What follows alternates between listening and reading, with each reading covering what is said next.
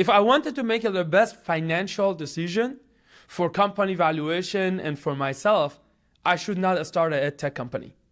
Yeah, probably not. Entrepreneurship is hard, and it is hard. It's multi-decade. Yeah. Hard, and it's not like very lucrative.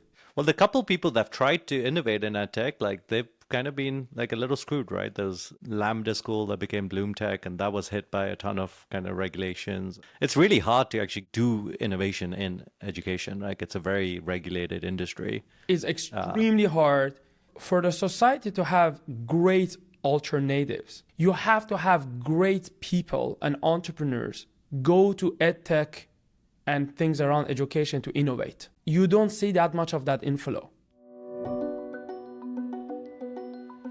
Hello, everyone. Welcome to the Founders in Arms podcast with me, Immad and co-founder and CEO of Mercury. And I'm Raj Suri, co-founder of several startups. And with us today is Martin Basiri, who is formerly the co-founder CEO of ApplyBoard and currently the co-founder CEO of Passage. Is that right, Martin? Correct.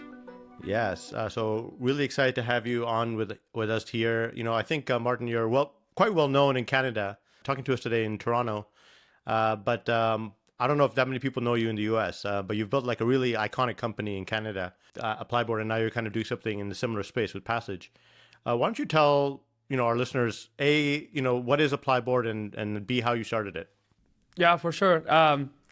So I'm from Iran, and I was one of those nerd kids that loved engineering from literally as much as I remember. Maybe I was the age of 6, 7. My dad was an electrical engineer then, and that's how I got exposed to it.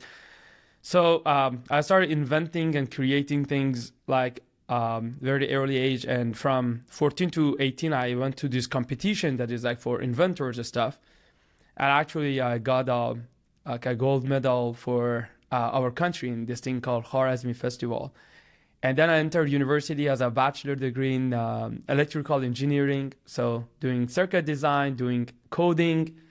In Iran, right? In Iran, yeah, Shiraz University. That's where I'm from. And then University of Waterloo gave me full scholarship to come to Waterloo to do my master's degree in mechatronics, which is electrical engineering, mechanical engineering, and software engineering kind of all combined. And I worked on electric and hybrid electric vehicle technologies. And when I came to Canada, I loved it.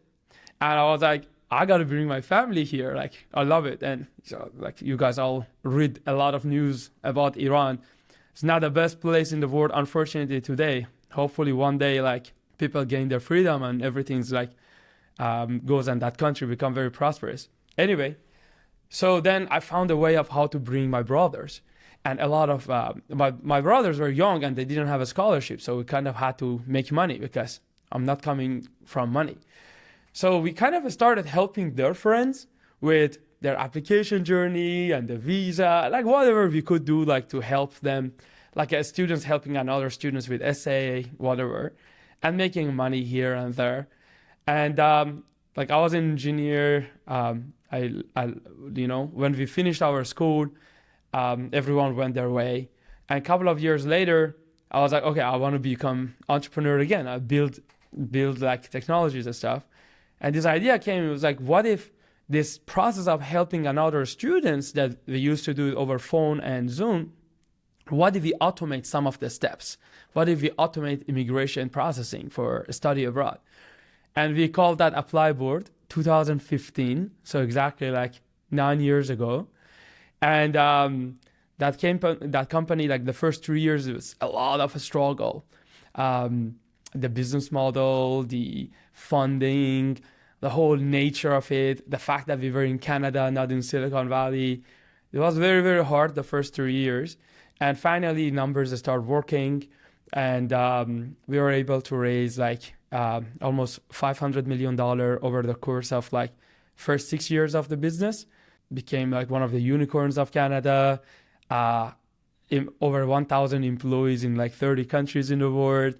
And we basically became like one of the most important source for immigration, not only to Canada, but also to US, UK, Australia, basically Ireland, and Germany and other countries.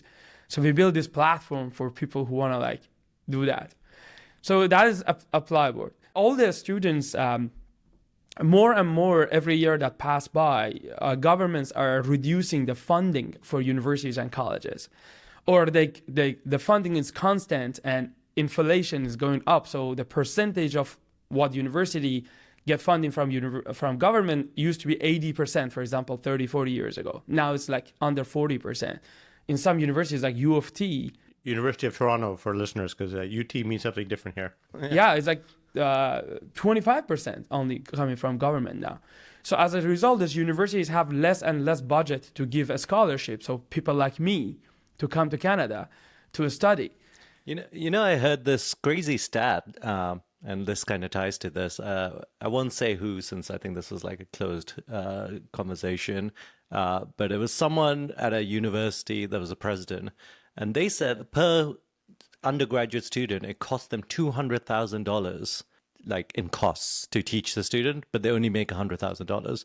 So I thought that was insane. Like, I don't know how it cost them that much, but I think it's part of this kind of picture that like universities are just not making enough money to cover their costs. Yeah, like right now, the top universities in Canada, like almost all of them are in deficit. Research is very expensive. For example, 14 years ago, when I came to Canada, 1 out of 5 students that were coming from master's or PhD fully funded by universities, now is 1 out of 20. And universities basically have real like revenue issue. And as you guys know, domestic population of 18-year-old every year is declining as well. So their domestic enrollment also coming down, while their campuses and fixed cost and payroll is keep increasing. Add on top of it that, like any other organization, a lot of them are public universities and colleges, so kind of like running like government. They're not the most efficient organizations as well.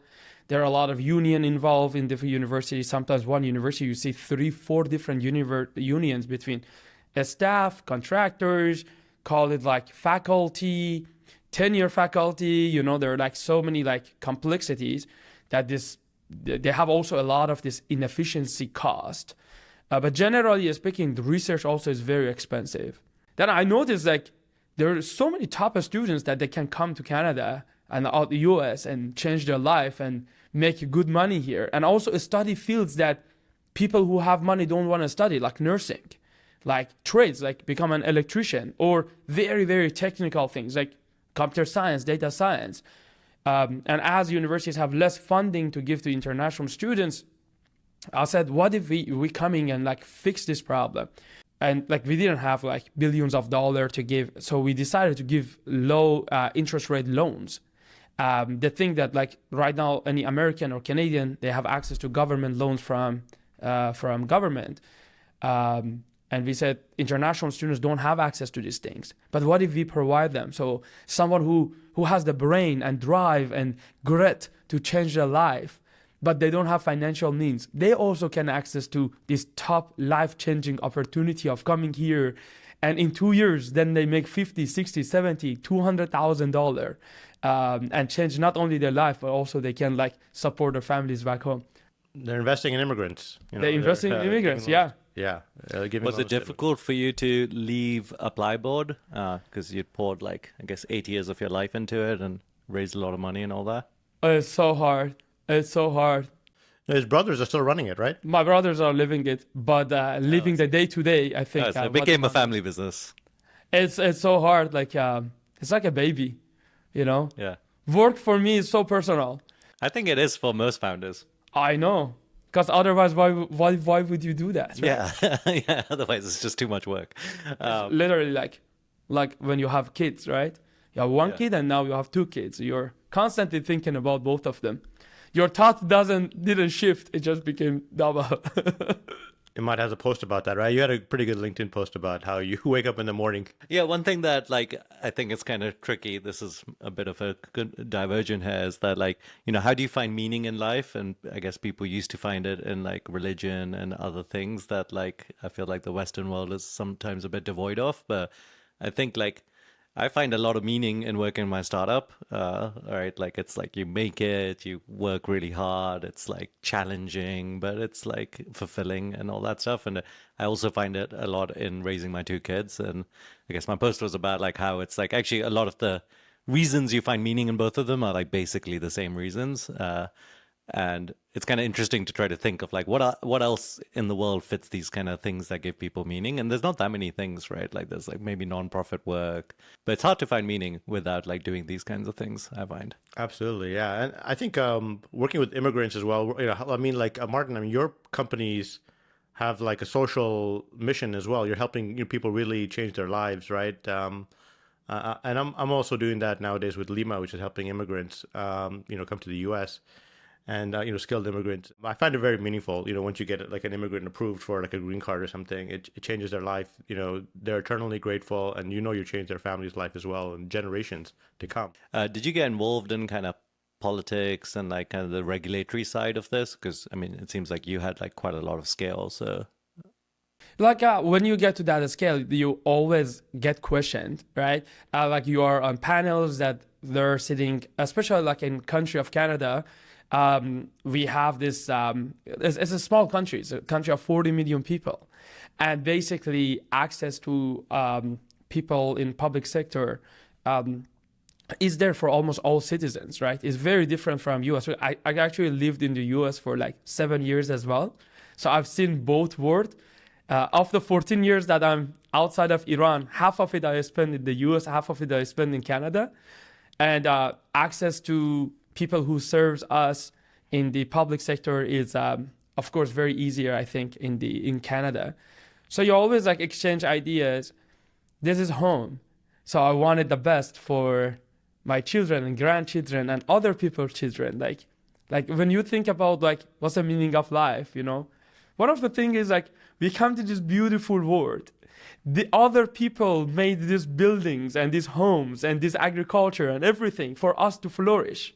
And then our job is to make it better and leave this world better for other people. And that's like exciting. And sometimes it's in your business, sometimes in your part-time things that you do with philanthropy or other things, sometimes in your advices and sharing your knowledge. I try to do as much of it as I can. And also it's a good learning path. Like for me, and this is kudos to both US and Canada, land of opportunity. I came from a country with a lot of controversy, right? Iran, like especially this week, it's all over the news. And I always when I came here, I couldn't speak English. I literally went to Waterloo and I had to like go to English class as well. I was speaking very little English. And I was always like, where can I get in this society as a foreigner, as a foreigner? And what I noticed that is so beautiful in Canada and US is the limit is limit in your brain. They will just encourage you to work harder and go achieve any dreams, Of course, there are a lot of problems in the society still for race, gender, religion, and a lot of things. But the peace that a human being in these two countries already overcome is magnificent compared to the peace that is not done yet. There is still a lot of work to do. There are we have a lot of problems in our societies that have to be solved. But it's incredible how great countries they are. How did you lift yourself up, when you first got to the country, getting to a place where you became a very successful founder? I mean, you came in with a lot of disadvantages and you did something very impressive. I think more support I get from people who are born here than my community, but also I got a tremendous support from Persian community. But when I started the business, I was living in Cleveland, even though the company was in Canada. And my first investors, they were all local Ohio people that they put together and believed in our mission and believed in me and my brothers that we started the company together. I've a lot of people over years, they came and they pat our shoulder and they gave us a word of encouragement. And in entrepreneurship, there are a lot of hard days, a lot of days that you sit down and say, not why am I doing this? I never asked that, but oh, damn, this is hard. And I normally get a lot of encouragement from other people to don't give up, you make a lot of mistakes, and you see when you are constantly trying to get better, the world is forgiving you for the mistakes that even you do. They encourage you to go forward. And that's the beauty of human beings as well. How many students has ApplyBoard helped? Over 1 million students with their application journey. Of course, not all of them chose to go to the university that we selected, like we helped them with, or they got visa. Over 200,000 people came to Canada alone through ApplyBoard, which is 0.5% population. I did a calculation. Upon graduating of our students and plus 3 years of work, when they get to like their first base of their salary, almost 0.6% GDP of Canada is with the students who we brought to our country.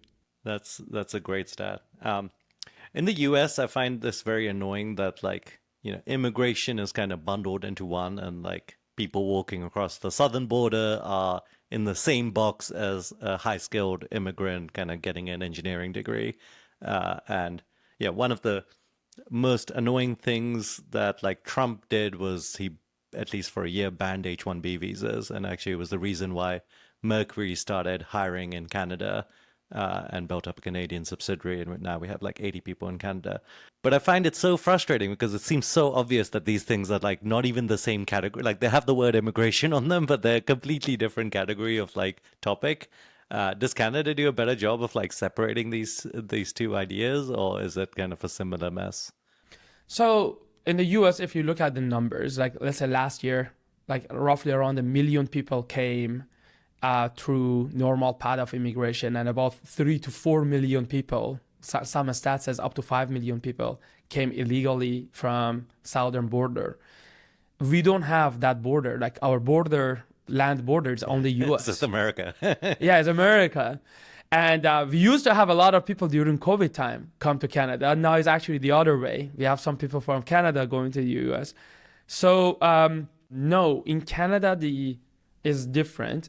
A bigger percentage, like for example, I heard almost 50% of population of Toronto area is immigrants. So it's very different dialogues. The country is a different stage that like US I thought there was like an insurgence, whatever, in anti-immigration sentiment in Canada as well as the US. Is that not the case? It is happening. Like when the home prices, because of interest rate, went up, it was happening at the same time that the labor shortage was tight during COVID, right? And a lot of anti-immigrants that it happened, and kind of government also rather to say, yeah, it's because of the demand of houses is a lot, rather than say, guys, like when the interest rate goes up, cost of building homes goes up, everything become more expensive. And that's why developers are doing it. So they're trying to like bring down the number of immigrants right now, but it's becoming worse and worse in terms of like sentiment. Generally speaking, compared to the US is much better. But in both places, even though, for example, I lived in Cleveland, there's just not a lot of foreigners live there.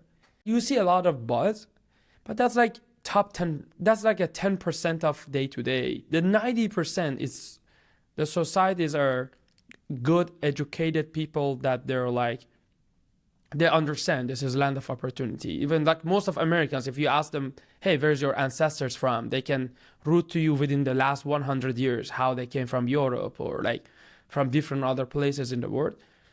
I think it's in the blood of us. Yeah, America and Canada are a land of immigrants. So I think it's hard to like separate that. Growing up in the UK, I never had that same sense of belonging. It always felt like England was a land of English people and that we were like foreigners there. Whereas like in America, I think you can feel a lot more like you belong as an immigrant. Yeah, this is home. Like especially Canada, the moment you're playing land, you feel home. I lived in both countries. Both countries, I think, is amazing for immigrants. But there are a lot of work has to be done in both countries. Listen, purely mathematical. When the number of newborn since 1990, like from 1990, we are having less children right now than 1990, right? And our economy is 4 times bigger. Our workforce grown 40%. So people don't get 3D printed. Like either you bring immigrant or you basically create people through natural birth, right? So I know it's a very political thing, but the economy is growing and need more workforce. That's what is happening. Like maybe the AI and robots change that.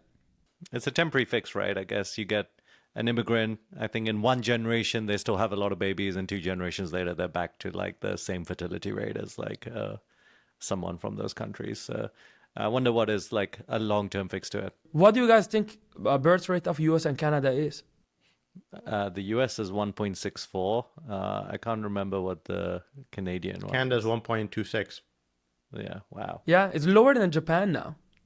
But didn't Canada recently slow down foreign students, foreign immigrants? It's a big thing there now, right? Like, is that because of the housing crisis, or is it because of other things? So one of the biggest problems that governments has, right, is the main reason they bring immigrants is for economic purposes, is to fill the gap in the current labor shortage. They always look at current labor shortage, but the time it takes an immigrant to come and get to the economy is like 3 to 4 years. So governments always have to make a decision based on data of today for what's going to happen in 4 years. So when they made a decision during COVID, we had a huge talent shortage. And we basically gave more visas for people to come to Canada. Then interest rate went up, and as a result, a lot of layoff, and basically the unemployment rate rised. So as a result, then now government is responding to what is happening today. However, at the same time, they're decreasing the interest rate, means the labor market gonna go back up again.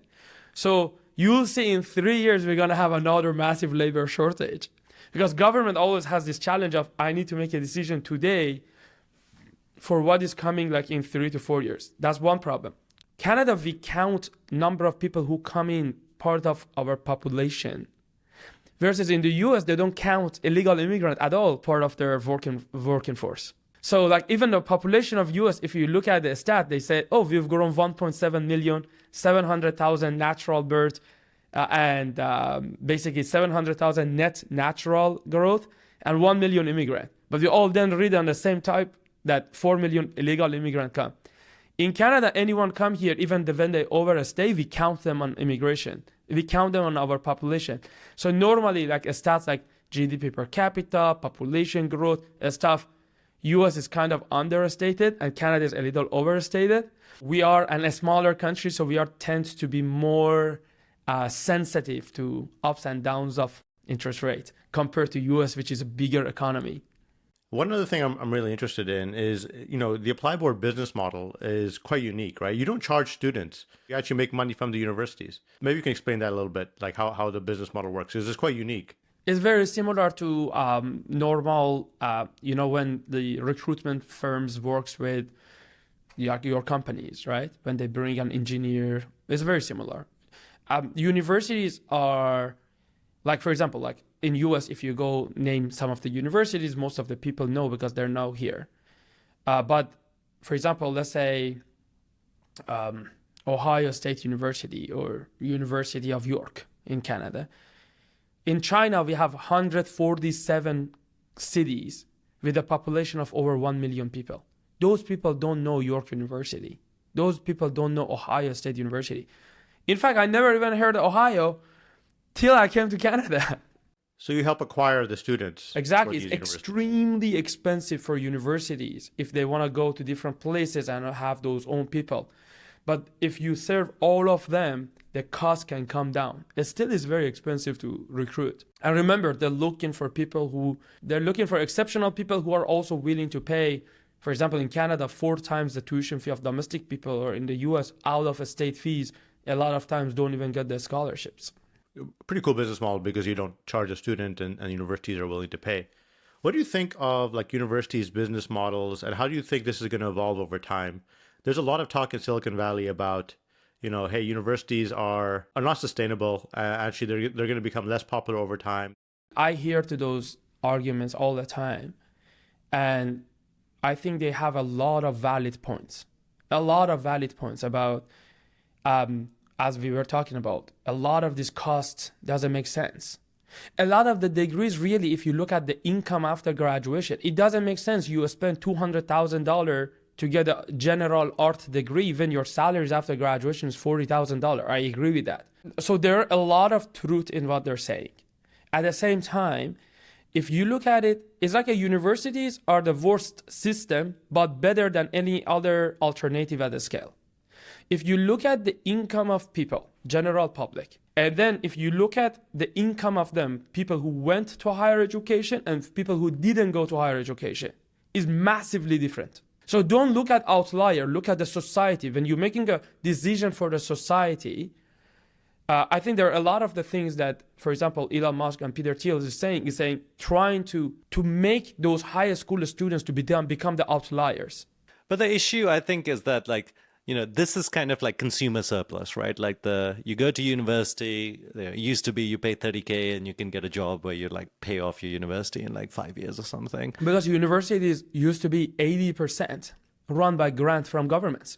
Okay, maybe that's why. But I think it's also like there's been a massive kind of, because it's not a competitive market, like universities exist, very few new universities are chartered or created.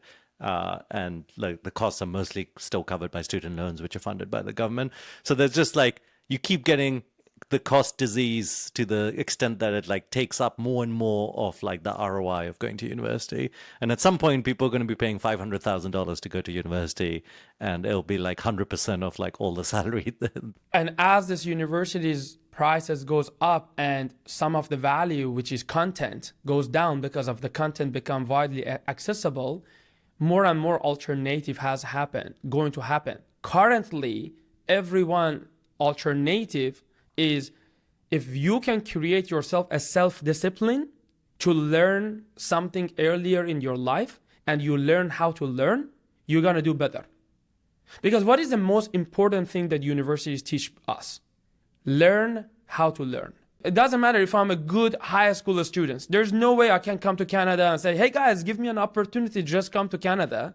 Like that's why I go to universities. Again, back into the things. There are a lot of problems in the universities. Currently at mass, there is not a single alternative that shows that they can bring people at mass out of poverty better than universities and colleges. So it's like, we had a system done very well, over time became less efficient, and as internet and other forms of content became more and more important, the value, the delta of that value came down, but the price kept going up. It's still at a massive level for teaching people discipline, learn how to learn, create a social network.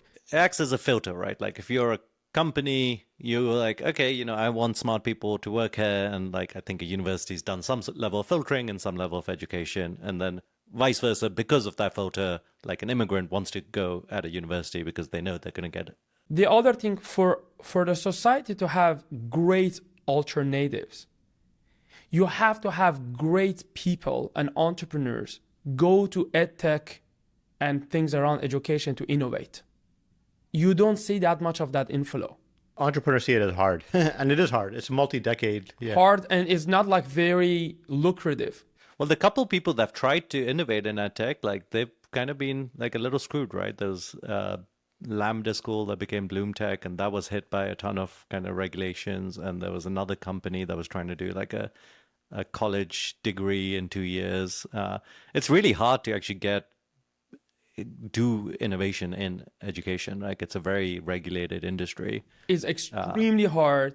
And compared to if I wanted to make the best financial decision for company valuation and for myself, I should not start an edtech company. Yeah, probably not.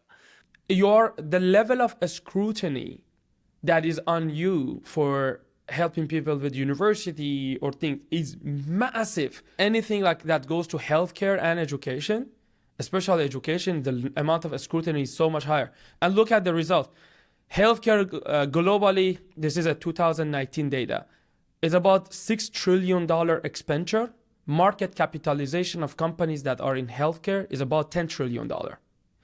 Education is about $5 trillion expenditure, and it's the same taste of it. A lot of private and public expenditure.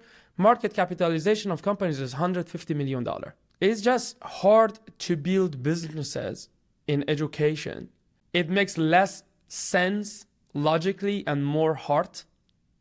You gotta be more crazy to do a business in education, to do a startup in education. Like building a company is not only hard enough, now you just added another level of complexity and scrutiny and less funding and everything. But some of us has to do it. What I'm excited about all these alternatives, right? Alternative models that could disrupt universities. We all agree that universities are, their business models are upside down. They don't necessarily provide the value that they used to maybe 30 years ago. And I'm excited for these new models. One model I've been thinking about is just like these, like Waterloo Co-op, is a really compelling model, but it's only exists really in Waterloo and maybe a couple other U.S. universities. Immad, do you know about this model? Yeah, I do know about it, and I actually love Waterloo Co-op students. Do you want to just describe it, Raj, for people that might know? No? Yeah, and Waterloo, if you for the undergrad program, every engineer has to alternate between 4 months of study and 4 months of work. And they have to go through a rigorous competitive interview process to get those jobs. And, they have to, when they go on site and they work for 4 months, they get evaluated by their boss, and it gets part of their academic credit. So working is like a deeply ingrained part of their degree. And by the time I graduated from Waterloo, I worked at 6 different companies. I had 2 years of work experience, and I felt like I was fully formed. I felt like I knew what I wanted to do long term. I knew I wanted to be an entrepreneur. I would love to see the Waterloo model exported to all the universities. Yeah. But the supply is not there. There are a lot of universities also try to create a similar things. The supply of companies to provide that many jobs for all 20 million, for example, higher education people. Like Waterloo thing works because they started 50 years ago and they built that brand. If every single university have like Waterloo, means then the Waterloo students don't find job because companies don't hire that many interns. Well, I think you could do it at the top universities. It's definitely harder if you're not a top technical university. You know what? I was just going to say, I went to University of Cambridge in the UK, and actually working or doing something practical was seen as a negative thing, because it was all about hey, we're academics here. We're researchers. We're doing, we're building the future of computer science. It was computer science. This is a very practical subject. It's cool that Waterloo doesn't seem like it's like that. I wonder if there's other kind of top universities have that kind of practical side to it. I feel like Stanford is pretty practical, but maybe Harvard and some of those MIT was surprisingly, even though MIT was, should be seen as practical, but actually it's not as much as a Waterloo. I felt Waterloo undergrads came out of their degree program way more ready for the workforce than MIT students, and which is ironic because MIT is probably the best technical school in the world. So, but to Martin's point, maybe there isn't enough internships out there to facilitate that many. I think it would increase though. That's the thing. I don't think supply is fixed. And I think if you create an easy program for, it becomes a culture for all employers to hire co-op students. One of the best thing about Waterloo is when the students go out every 4 months, they can see, and then when they come back, they're better students now. So the work also make them better students. A lot of times, we go to the school and we learn something. We're like, why are we learning this? When you go to work and see, some of those skills make me better. When next semester they come back to school, they also take school more seriously because they see what is working in the real time, right? They take group, teamwork more seriously because they know at work, I struggle with the teamwork. It's kind of a real quick feedback on your soft skills as well. Versus in the block universities, when you go to a block, you don't get any feedback on your soft skills. Remember, we are entering a world that soft skills are becoming more important than hard skills. And there is not a real more you can fasten the process of feedback better. One thing I've noticed for people trying to get their first job is there's very little feedback. And there's no indicators telling you what you need to improve, to be a better employee and stuff. And so a lot of young people, even today, right now, the labor market struggling as much as it is, people are really struggling to find their first jobs, and they get no feedback from society. And eventually that leads to a lot of problems downstream, leads to people who are bitter, and, it causes political problems. So getting young people their first job, helping young people right out of college, so important for society. Yeah, the other thing, if I say there's 5 big disruptions happening in education, right? And the way that I categorize it is through these 5. Number 1 is content. Content is changing. Online, offline, now AI came. The content, the actual material. Second is personalization. That's the most exciting part of education that is happening. The normal classroom is designed for the middle of the school. Toppest people always get bored. The bottom of the class from that subject, they're always left behind. Personalization makes it, my material would be different from yours because our level of understanding on that subject and level of interest in that subject is different. Third is assessment, right? The assessment, we talked a little bit of it, one example, but the whole test and the way we test different soft skills and hard skills is literally hasn't changed for hundreds of years. That has to change. Fourth is access. That's where my first company, ApplyBoard, played. And access is about providing access now to this top 3 that I said about it, making it more accessible, making it lighter. For example, just think how exciting it is to have 100 gigabit SD and put it on an $80 tablet and ship it to the entire poorest people in Africa and India and Iran. And they have one of the best teachers possible that they can learn languages and math and different subjects, right? And the 5th one, that's what I do right now in Passage, is called financial access, right? Providing financial access to different level of education. So people for financial access don't be left behind, They could have access regardless of their parents are rich or not, And I think these 5 big disruptions are coming to education, and every single one of them affect universities. I can tell you a lot of universities, like the one, Immad, that you were saying in universities, they're not gonna change. And you could see also a lot of universities, they're going to change because they're competing with the other ones that they don't want to change, and they embrace change. And COVID shows that universities are willing to change, when they have to. They all became online within a matter of 2 weeks, but their material didn't change for 40 years, right? So if they have to, they change. And that's the exciting part of it. But I see a lot of alternative to universities will come up. They're going to have a very hard time, not only from the universities, but also from society, till the employers accept the alternative, till the students can show that they can learn on themselves and having that discipline. I guess from those 5 kind of problems you talked about, you've innovated in 4 and 5, right? Financial access and access in general. Is that where most of the kind of opportunity for startups lie in your mind, or do you think you can innovate in 1, 2, and 3? It's a $5 trillion annual expenditure. Actually, the content is the biggest opportunity. The content's personalization and assessment. Right now, with the rise of AI, is the biggest opportunity. I can tell you the biggest problem for humanity in this 5 is financial access. Currently, we are living in a world that if you have money, you have access to far better education than if you don't have money. And that's not only the university level, same thing for K-12 and even early childhood education. And there is no tool better than education. And I'm not talking about university. I don't care about what type of education. Education is the best thing that you can do for your children, you can do for the society, is the best proven way to get people out of poverty. Immad, if we put you right now middle of Africa, within 2 weeks you have money because you're educated. You know now how to make money, how to earn money. You'll figure it out.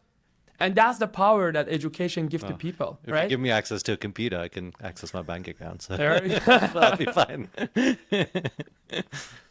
As a takeaway here, we can all work on we can combine forces and work on some alternatives. More entrepreneurs we need. Yeah. Experienced entrepreneurs can do this, right? We know how to do this type of stuff. Yeah. One thing that we're talking about the universities and colleges, I know in the US, across every single street, there is 2 college or university. When you look at the world, 400 million people right now, as we talk, should be in university and college if the same ratio of people that goes to North America should be in the college, that they're not. I mean, that was a really big driver of China's rise, like increasing the number of people that went through higher education in the last 20, 30 years. All right, this is a super interesting conversation. I feel like it could go on for another hour, but we should probably wrap. I really appreciate you kind of diving deep in education with us, Martin. We had all these other topics to talk about, but we've just stuck to education, which is kind of your passion. Thank you very much for having me. Yeah, thanks everyone for listening. Please follow us on YouTube, Spotify, all the various channels. Join our tribe group. There's some interesting conversations happening. And, thank you everyone for listening. And next week we'll have a new show.